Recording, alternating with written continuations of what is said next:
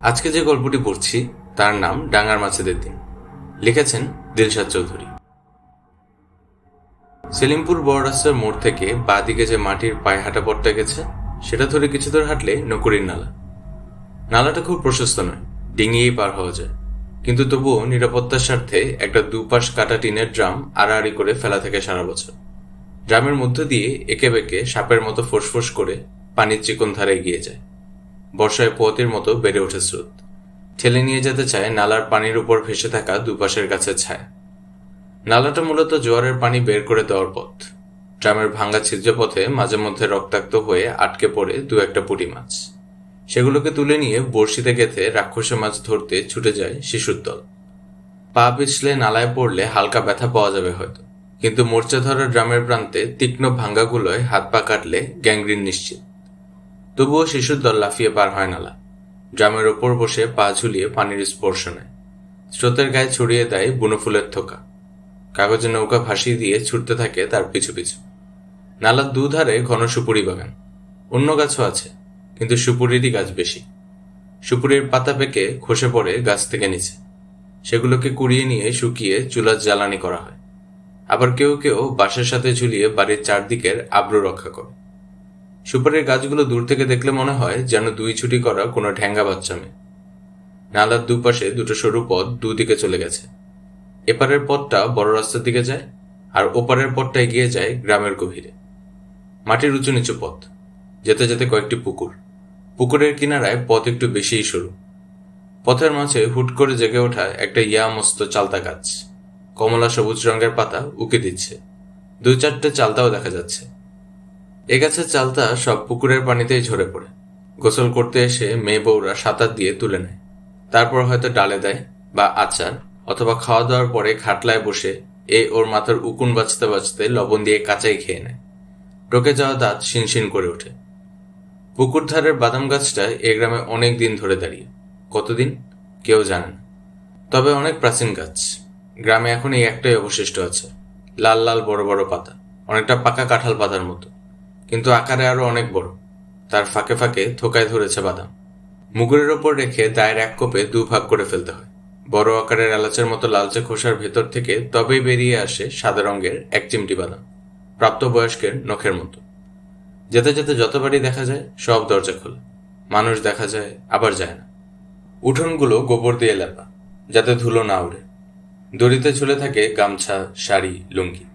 এই উঠোনগুলোতেই রোদে দেওয়া হয় আতপ ধান, ভেজা সুপুরি কিংবা পাকা বড়ি। হাতে ছড়ি নিয়ে অন্ধভিকারী হাত পেতে চেয়ে নেয় দুটো চাল আলু। চোখ বেঁধে শিশুর দল ছুটোছুটি করে খেলে কানামাছি। দরজা খোলা থাকলেই কি ভেতরে ঢোকা উচিত? কি নিয়ম কে জানে। বাইরে দাঁড়িয়ে কাটিয়ে দেওয়া ভালো কিছু সময়। যদি কাউকে দেখা যায়, কেউ যদি গিয়ে ভেতরে খবর বলে। পথে পথে কতজন জানালো, তেমন কেউ নাকি নাই আর আজকাল। কেবল এক বৃদ্ধা আর কাজের লোক বুঝি। নিচু পাঁচিল ঘেরা বাড়ি, গাদা আর বেলি গাছ সারি দিয়ে লাগানো। দুটো বোম্বাই মরিচ আর বেগুন চারাও দেখা যায়। কাল রাতে বুঝি বৃষ্টি হয়েছিল। একটা মরা কেঁচো শরীর খুবলে খাচ্ছে মুরগি। হাঁসগুলো উঠোনের একধারে দাঁড়িয়ে ঝুমনির ভাব করছে। দেয়াল ঘেঁষে পেয়ারা গাছ। দেখতে দেখতে টক শব্দে একটা কড়া পেয়ারা টিনের চাল বেয়ে গড়িয়ে নিচে পড়ল। গাছের নিচে অনেক বাদুড়ে খাওয়া পেয়ারার অংশ পড়ে থাকতে দেখা গেল। শহরের রাস্তার কাসুন্দি দেওয়া পেয়ারার মতো নয়, খুদে টেনিস বল সাইজের গ্রামের পেয়ারা। আছেননি কেউ? কেউ আছেন? অল্প বয়সী একটা ছেলে বেরিয়ে আসে, হাফ প্যান্ট পরা। কিছু কাজ করছিল হয়তো। ছেঁড়া ময়লা একটা কাপড়ে হাত মুছতে মুছতে এগিয়ে আসে। কারে খুঁজেন? বাড়িতে কারা কারা আছে? কেউ নাই, আমি আর খালাম্মা। তুমি? আমি টুনু, কাম করি এ বাড়িতে। বাকি আর কেউ? আর কেউ থাকে না। আচ্ছা, তাহলে খালাম্মারই বলান দাও। আপনি? মোস্তফা। আমার নাম মোস্তফা। একটা কামে আইছি শহর থেকে। টুনু ভেতরে চলে যায়। যাওয়ার আগে দরজাটা বন্ধ করে যায়। বলা যায় না, চোর বাটপার হতে পারে। আগে কখনোই দেখেনি এই লোককে। যদি পরিচিত কেউ হয়, মুখের উপর এভাবে দরজা বন্ধ করে দেওয়ার জন্য খালাম্মার অশেষ গালাগাল কপালে জুটবে তার। কি আর করে, খাবে না হয় গালি, তবুও নিরাপত্তা বলে তো একটা ব্যাপার আছে। খালাম্মা মেয়ে মানুষ, তার সে বোধ কই। মোস্তফা সামনের পোস্তার উপর বসে থাকে। পকেট থেকে মানিব্যাগ বের করে দেখে ফেরার ভাড়ার বাইরে অল্প কিছু টাকা আছে সেখানে। মিষ্টি আনা কি উচিত ছিল? কুটুম বাড়ি প্রথমবার এসেছে, এভাবে খালি হাতে। হ্যাঁ, কুটুমই তো। নতুন আত্মীয়, কুটুম তো অবশ্যই। সত্যি আত্মীয় কি নাকি নয়? যদি না হয় থাক, মিষ্টি না এনে ভালোই হয়েছে। বসে থাকতে থাকতে মোবাইলের ছোট ঘড়ির দিকে তাকাই সে। প্রায় 12টা বেজে এসেছে। রওনা দিয়েছিল 9টায়। আরও আগে আসা যেত। পয়সা বাঁচাতে একটা লক্কর ছক্কর টেম্পুতে উঠেই সময়টা গেল। তা যাক, সময়ের তো অভাব নেই, অভাব হলো পয়সা। পয়সাটা বাঁচলেই হলো, সময় গোল্লায় যাক। পোস্তায় ফাটল ধরেছে, ভেতরের সিমেন্ট বের হয়ে গেছে অনেকখানি। ঘর নিয়ে গজিয়ে ওঠা পেঁপে গাছটা ঠুন্ডা, কোনো ফল নেই। বাড়িটা বেশ বড়সড়, দোতলা ছাদে টিন দেওয়া বিল্ডিং, কিন্তু লোক নেই। এককালে হয়তো ছিল।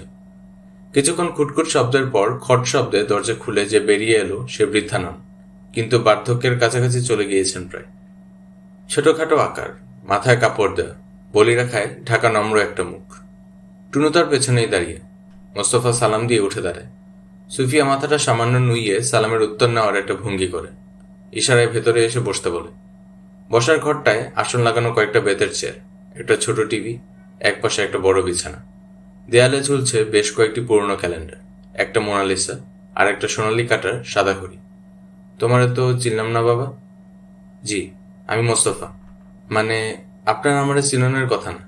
আমিও কইতে গেলে আপনারা চিনি না, কিন্তু মনে হয় আপনারা কোনোভাবে আমার কিছু হন, মানে আত্মীয় কুটুম হয়তো। সুফিয়া চুপ করে থাকে।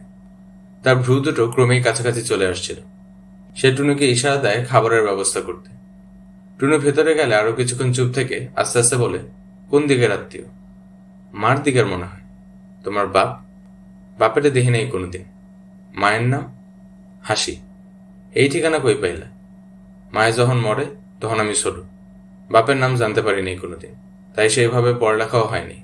যদিও পড়তে লিখতে পারি, কিন্তু বড় কোনো পাশ দিবার পারিনি। অহন একটা ফ্যাক্টরিতে কাম করি বহু বছর হইল, মেশিনের কাম, ভালো টাকা পাই। মায়ে জীবিত থাকতে এই ঠিকানাটা কইছিল, সেলিমপুর মুন্সিবাড়ি। কইছিল হে বোধহয় বেশি দিন বাঁচব না। বাঁচেও নাই। কইছিল যদি কোনোদিন ভাতের কষ্ট হয়, আশ্রয়ের কষ্ট হয়, হেলে জানিয়ে এই ঠিকানায় আসি। এখন আপনি কি আমার মায়েরে চেনেন? সুফিয়া কিছুক্ষণ ভাবে, তারপর দুই দিকে মাথা নাড়ে। মনে পড়ে না এমন কিছু, এমন কোনো নাম জানায় সে। তারপর জিজ্ঞেস করে, এখানে কি তাইলে তোমার কোনো বিশেষ প্রয়োজনে আইছো বাবা? প্রয়োজন বললে প্রয়োজন আর কি, বিয়ে করতেছি এই মাসে কিছুদিন পর। ভাবলাম যদি কিছু নিজের মানুষের খোঁজ পাওয়া যায়। মায় তো বাড়ি বাড়ি কাম করতো, পরে একদিন মরে গেল। আমি বহু কষ্টে বড় হয়েছি, কেউ আসিল না দেখার মতো। সুফিয়া খুঁটিয়ে খুঁটিয়ে মোস্তফাকে দেখে। চেহারা চলনসই, কিন্তু ভদ্র ঘরে মানুষ নয় তা বোঝা যায়। ভর দুপুর বেলা এসে পড়েছে যখন না খাইয়ে বিদায় দেওয়া ভালো দেখায় না। আরও এসেছে শহর থেকে, ফিরতে অন্তত 3 ঘন্টা তো লাগবেই। যা রান্না হয়েছে খাইয়ে দিলেই হবে। গরিব ঘরের ছেলে, কিছু মনে করবে না বলেই মনে হয়। একটু বও বাবা বলে ভেতরে গিয়ে টুনুকে কাচের প্লেট গ্লাস নামিয়ে টেবিল সাজাতে বলে সে। যদিও টুনুর বিন্দুমাত্র ইচ্ছা ছিল না এই উটকো লোকটাকে খাওয়ানোর, খালাম্মার ভয় তবুও সে তোড়জোড় শুরু করে। সুফিয়া বসার ঘরে ফিরে যায়। গিয়ে দেখে মোস্তফা টিভিটার কাছে গিয়ে এদিক ওদিক দেখছে। সাদা কালো টিভি বাবা, খালি বিটিভি দেখা যায়। শুনে হাসে মোস্তফা। তার ঘরে তো টিভিও নেই, মোড়ের চায়ের দোকানে গিয়ে খেলা দেখে। বিটিভিই ভালো, সুন্দর নাটক দেয়। বলতে বলতে আবার এসে বসে পড়ে সে। টুনু এসে দরজার কাছে দাঁড়ায়। সুফিয়া সেদিকে একবার তাকিয়ে সামনে ফিরে বলে, চলো বাবা, গরিবের ঘরে 2টা ডাল ভাত খাইবা। আত্মীয় না হয় নাই হইলাম, আইসো দুপুরবেলা, না খাইয়া জন কিন্তু চলব না।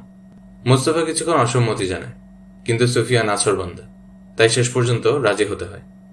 খাবার টেবিলে গিয়ে হাত ধুয়ে বসে। সুফিয়া প্লেটে গরম ভাত বেড়ে দেয়, ডিমের তরকারি, ছোট মাছ আলু দিয়ে আর লাউ পাতা ভর্তা। পাশে ছোট একটা বাটিতে লবণ, কাঁচামরিচ। আয়োজন সামান্যই বাবা। আয়োজন আসলেই সামান্য, কিন্তু মোস্তফা সেইটুকু দিয়েই তৃপ্তি করে ভাত খায়। ফাঁকে ফাঁকে প্রশ্ন করে সুফিয়ার পরিবার সম্পর্কে। সুফিয়ার স্বামী মারা গেছে বহুদিন, মেয়ে বিয়ে দিয়েছে, ছেলে শহরে থাকে, পড়াশোনা করে। নাতি আছে মেয়ের ঘরে 2 জন। ঈদের ছুটিতে সবাই আসে, তখন বাড়ি গমগমে হয়ে ওঠে। শুনতে শুনতে মোস্তফার মনটা ভারী হয়ে ওঠে। আহা, এমন একটা পরিবার তো তার আত্মীয় হলেও হতে পারত। মা যে কেন তাকে এই বাড়ির কথা বলে গেল কিছুতেই মাথায় ঢোকে না তার। মা এই বাড়ির কথা কেন কইয়া গেল তাই বুঝতেছি না। পুরানো কাজের লোকটোক হইতে পারে বাবা। আমি আসা স্তক তো শুনি নাই এমন কোনো নাম। আগের দিনের লোকজন কেউই তেমন বাইসা নেই, নইলে জিগান যাইত। সুফিয়া থেমে থেমে বলে। মোস্তফা একটু দমে যায়। কাজের লোক? তার মা এখানেও কাজের লোক ছিল? তার মনে ক্ষুদ্র একটা আশা ছিল যে সে এই বাড়িরই কেউ হবে, আত্মীয় হয়তো। কিন্তু কাজের লোকের ছেলে তো আর আত্মীয় হতে পারে না। সুফিয়া চুপ করেছিল। হঠাৎ বলে ওঠে, হেতে কি বাবা, তুমি বউ নিয়ে আমার ধারে আয়ে বেড়ায় যেও, একা মানুষ থাকি, খুব খুশি হম। মোস্তফা একটা মলিন হাসি দেয়। সে যদি আসেও কি হিসেবে আসবে? পুরনো কাজের লোকের ছেলে, সেটাই তো হবার কথা। কোন যুক্তিতে তার মনে হয়েছিল যে এই বাড়ির সে আত্মীয় হতে পারে? এমন সুন্দর বাড়িঘর, এমন লোকজন, হয়তো খুব টাকাওয়ালা না, কিন্তু তার চেয়ে অনেক ওপরের লোকেরা। সে সামান্য মেশিনের মিস্ত্রি, এরা কি করে তার আত্মীয় হবে? ভাতগুলো যেন হঠাৎ খুব শক্ত মনে হতে থাকে তার। স্বাদহীন হয়ে উঠে জীব। ছায়া ঢাকা মুখে খেয়ে উঠে হাত ধুয়ে বসার ঘরে গিয়ে আবার বসে যায় সে। সুফিয়া টুনুকে প্লেট ধুতে পাঠিয়ে ছোট চুলায় চা বসায়। দুধ ফুটিয়ে নেয় ডগমগ করে। তার ভেতর দিয়ে দেয় পাতা আর চিনি। তারপর বলক উঠলে ছাঁকনি দিয়ে ছেঁকে কাপে ঢেলে নেয়। তারপর চা নিয়ে চলে যায় বসার ঘরের দিকে। না বাবা, চা না। আবার চা কেন? বলতে বলতে মোস্তফা কাপটা হাতে নেয়। জিরিয়ে জিরিয়ে সময় নিয়ে চাটুকু শেষ করে। সুফিয়া বসে থাকে। টুনু এসে হাত মুছে আবার পেছনে দাঁড়ায়। চা শেষ হলে কাপটা টুনুর কাছে এগিয়ে দিয়ে উঠে দাঁড়ায় মোস্তফা। যাইতে এলে খালাম্মা, যাইতেও তো আবার সময় লাগবে, এখন রওনা দিলেই ভালো। সুফিয়া উঠে দাঁড়ায়, মুখে একটা সৌম্য হাসি ফুটিয়ে তোলে। যাও নাই বাবা, কও আসি। তোমার ভালো খাওয়াইতে পারলাম না, আবার একদিন আইও, বউ লই আইও, কোনো সংকোচ করবে না। এই টুনু, যা, পোল্টারে বড় রাস্তা তামাই দাগায় দে। যা যা, যাও বাবা, আস্তে ধীরে সাবধানে যাইও। টুনুকে নিয়ে মোস্তফা বেরিয়ে যায়। বারবার পেছন ফিরে ফিরে বাড়িটাকে দেখতে থাকে সে। এখানে আসার পথে মনে মনে অনেক আশা পুষে রেখেছিল সে। অনেক কিছু ভেবে ফেলেছিল, অনেক স্বপ্ন দেখে ফেলেছিল। আচ্ছা, কি ভেবেছিল সে? এখানে এলে কাকে পাবে? খালা, মামা, ফুপু, নাকি অন্য কাউকে? বাবা, বাবার খোঁজ? বাবার প্রয়োজন কি আদৌ আছে তার? টুনুর প্রশ্নে ধ্যান ভাঙে। কি যেন জিজ্ঞেস করলো টুনু। কিছু জিগাইলা? হ, জিগাইছি ভাইজানের বাড়ি কই। জানি না রে ভাই, শহরেই তো কাটাইয়া দিলাম জীবনটা। বাড়ির খোঁজে গেছিলাম, পাইলাম তো না। তো তোমার বাড়ি কই? আমার বাড়ি শরীয়তপুর, খালাম্মার মাইয়ার শ্বশুর বাড়ি ওখানে। আমগো তো নদী ভাঙছে পর ভিটা বাড়ি সব গেছে। হেতেই এখানে কাম করতে পারাইছে।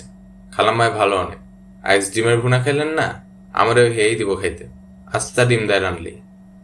মোস্তফা হাসে। তার জীবনটাও এমনই ছিল। মা যেসব বাড়িতে কাজ করত তারা প্রায় খাবার দিত। মা সেগুলো পলিথিনে বেঁধে নিয়ে আসতো।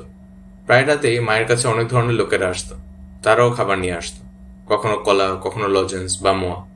খাবার হাতে দিয়ে মা তাকে পাঠিয়ে দিত বাবুলের মাদের বাড়ি। কখনো কখনো সেখানেই ঘুমিয়ে পড়তো সে।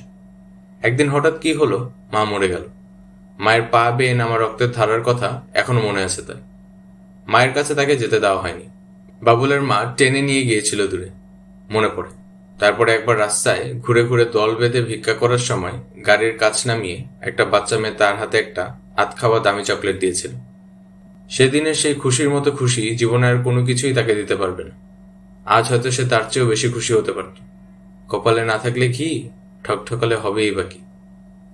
কিছু সময় ওদের যাওয়ার রাস্তার দিকে তাকিয়ে দরজা চাপিয়ে পুকুর ঘাটে চলে যায় সুফিয়া। অজু সেরে ফেলে। জোহরের বক্ত প্রায় যায়। ঘরে গিয়ে হাত পা মুছে চৌকির ওপর নামাজে বসে। সালাম ফিরিয়ে মরজাতে নামাজ শেষ হলে মশলার কোনা গুটিয়ে তার উপরেই বসে থাকে। হাসিনাকে চেনে সে। হ্যাঁ, দেখেনি কোনোদিন, কিন্তু নাম শুনেছে। হাসির মা ছিল এ গ্রামের জোদ্দার ফিরোজ মিয়ার 6 নম্বর বউ। সেকালে টাকাওয়ালা লোকদের ঘরে এমন অহরহ দেখা যেত। তবে 4 বউয়ের পর আর বিয়ে থাকলে বাকি বউয়ের সন্তানরা স্বীকৃতি পেত না। তাই হাসি ওই বাড়িতে থেকেও কাজের লোকের মতোই থাকত। শোনা যায় হাসি নাকি বেশ সুন্দরী ছিল, অভিজাত চেহারা, শ্যাম গায়ের রং। একসময় গ্রামে ছড়িয়ে পড়ল হাসির সন্তান সম্ভব। তারপর আর হাসিকে কেউ গ্রামে দেখেনি। হাসি কোথায় চলে গেল কেউ খোঁজও নেয়নি। মাইমুনার বাবার সাথে বিয়ে যখন হলো তখন সুফিয়াই ছিল গ্রামের একমাত্র বউ যাকে কিনা ভিনগা থেকে আনা হয়েছিল। বিয়ের পর সুফিয়ার পরপর 3টি সন্তান নষ্ট হয়ে যায়। তাবিজ, কবচ, পানি পড়া থেকে শুরু করে কিছুতেই যখন কাজ হচ্ছিল না, একদিন মাইমুনার বাবা তাকে একান্তে ডেকে বলে হাসির কথা। মেয়েটা নাকি খুব ভালো ছিল। ছোটবেলা থেকেই তাদের জানাশোনা ছিল। ভালোবাসার কথা সেই বলেছিল হাসিকে। হাসি প্রথমে রাজি হয়নি, কিন্তু ধীরে ধীরে দুজনের সম্পর্ক গভীর হয়। হাসির পেটে যখন সন্তান আসে তখন মাইমুনার বাবা খুব ভয় পেয়ে যায়। এই মেয়ে বিয়ে করলে বাপ ত্যায্য করবে, গ্রামে মুখ দেখাতে পারবে না। প্রথম কয়েক মাস হাসি ঝুটমুট মাসিকের কাপড় ধুয়ে রোদে দেওয়ার ভান করতো যাতে ধরা পড়ে না যায়, জানাজানি হয়ে না যায়। তারপর পেট বের হতে শুরু করলে হাসির পক্ষে আর গোপন রাখা সম্ভব হলো না। মাইমুনার বাবা তখন ভয়ে শহরে পালিয়ে যায়। হাসি অনেকদিন অপেক্ষা করে, তারপর আশেপাশের মানুষের প্রশ্নের মুখে হঠাৎ একদিন গায়েব হয়ে যায়। স্তব্ধ হয়ে সুফিয়া এই কাহিনী শুনছিল। তার বুকের সেদিনের উত্থাল পাতাল কেউ দেখেনি। চোখের পানি যেন শক্ত পাথরের দলা হয়ে আটকে ছিল গলার কাছটায়। মাইমুনার বাবা বলেছিল, তার মনে হচ্ছিল তার ওই পাপের কারণেই তাদের বাচ্চাগুলো পৃথিবীর মুখ দেখতে পাচ্ছে না। তার অসহায় মুখের দিকে তাকিয়ে সুফিয়া কোনো মন্তব্যই করেনি। কিছু বলার মতো অবস্থাতেই সে ছিল না। শুধু বলেছে সবকিছু স্বীকার করে মৌলবি ডেকে তওবা করে নিতে। আশ্চর্যজনকভাবে তার পরের সন্তানটি বেঁচে যায়। সুফিয়ার কোলজুড়ে আসে মাইমুনা। মাইমুনার বাবার খুশি সেদিন দেখার মতো ছিল, কিন্তু মাইমুনার বাবাকে মনে মনে সে কোনোদিন ক্ষমা করেনি। যদিও তারপরে আর কোনোদিন হাসির প্রসঙ্গ তুলেনি সুফিয়া। তার আর কিছু বলার না উপায় ছিল, না প্রয়োজন। সত্য কাটার মতো, তাই বলে তাকে বিধিয়ে বেড়াতে নেই। আজ কোথা থেকে এই পুরনো ক্ষত জেগে উঠল সে নিজেও জানে না। হাসিকে সে দেখেনি কোনোদিন, তার প্রতি কোনো সহানুভূতি সে অনুভব করে না। সে যাদের দেখেছে শুধু তাদেরই ভালোবাসতে জানে, বাকিদের মুখ রাখা তার জন্য অবান্তর। দরজায় শব্দ হচ্ছে। ওই বুঝি টুনু ফিরল।